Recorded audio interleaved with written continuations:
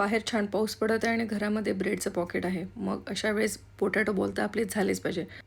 ब्रेडचे चारही कॉर्नर काढून घ्यायचे. मी सांगितलेल्या इन्स्ट्रक्शनप्रमाणे बरोबर बनवत आहे ही छान. आणि आयतं खायची वेगळीच मजा राहते. ब्रेडला पाण्यामध्ये डीप करून त्याचं आपण पूर्ण पाणी निथळून घ्यायचं.